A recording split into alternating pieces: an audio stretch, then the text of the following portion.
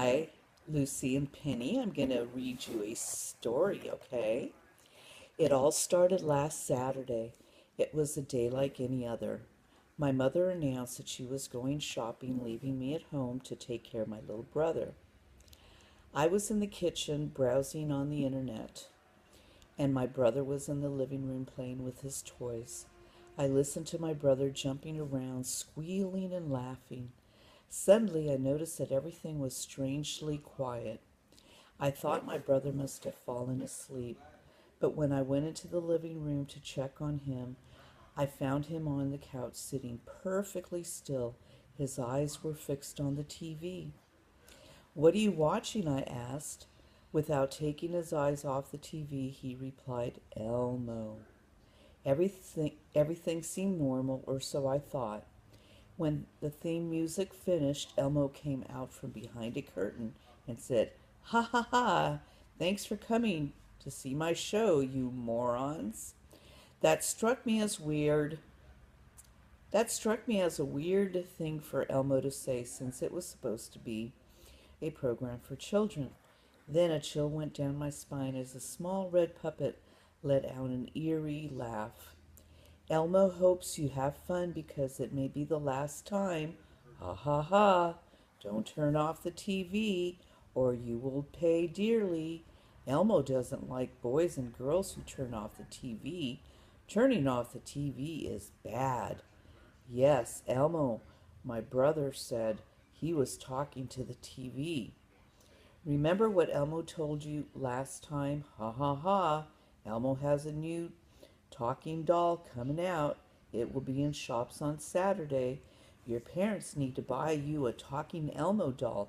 Ha ha ha." "I know, Elmo," said my brother.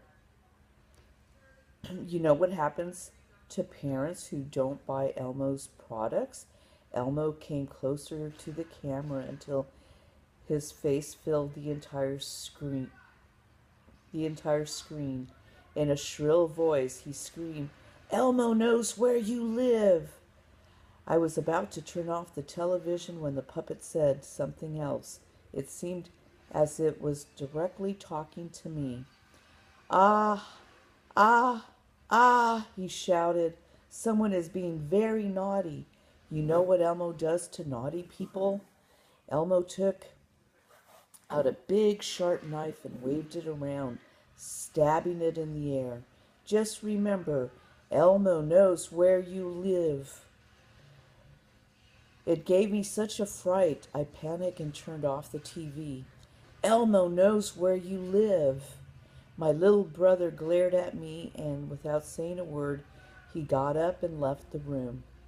That evening, he began pestering my parents to buy him a talking Elmo doll.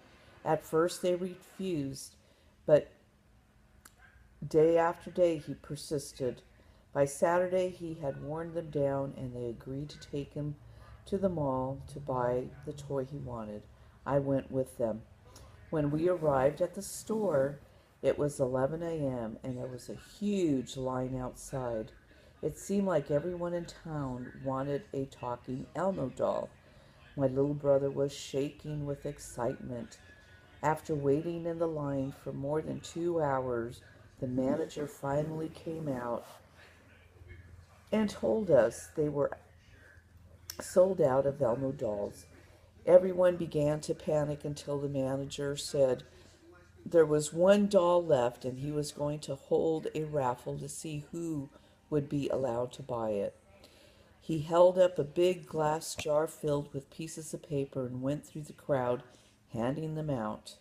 When he came to my brother, he said, "Grab a ticket and we'll see if you win." My brother reached in and pulled out a piece of paper. I looked at the number on the ticket. It was 666. Soon it was time for the big draw, and the crowd was getting impatient. Everybody was pushing and shoving. The manager shouted, "And the winner is number 666. "Here, here, have it," cried my little brother. My father grabbed the doll, handed over the money, and we ran to the car. The crowd was the crowd were eyeing us angrily. It looked as if we it looked as if they were thinking about attacking us and stealing the doll. On the way home, my brother had a huge smile on his face. He kept pulling the cord on the doll and making it talk. Elmo loves you, said the doll in a high-pitched voice. I love you too, Elmo, my brother replied. That night, my brother went to sleep with Elmo.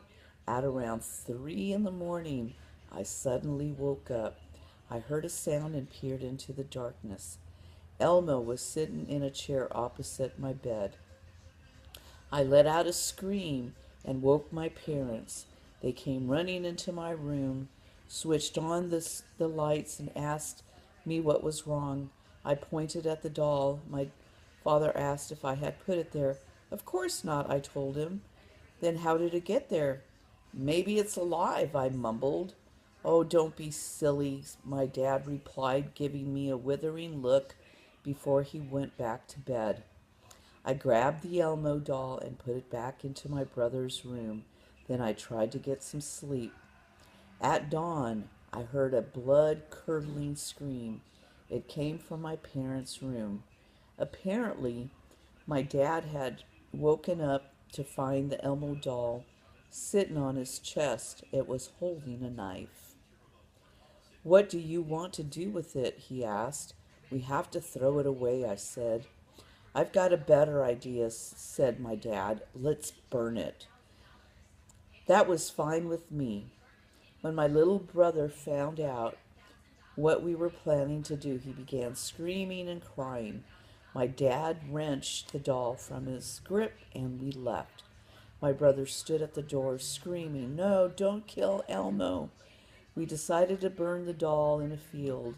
It was on a hill around 8 miles around our house. My dad threw Elmo in a ditch and emptied a can of gas over him. Then he lit a match and threw it. The doll went up in a huge fireball. My father got back into the car and shut the door. Just as he started the engine, we heard a loud scream, and to my horror, I saw Elmo leap out of the ditch. The charred doll was running around in circles in a ball of flames. Suddenly, it jumped onto our windshield and began beating on the glass and screeching at us. My dad floored the accelerator and we sped off down the road. Elmo was hanging onto the windshield wipers. His whole body was on fire, but his eyes seemed to be burning with hatred.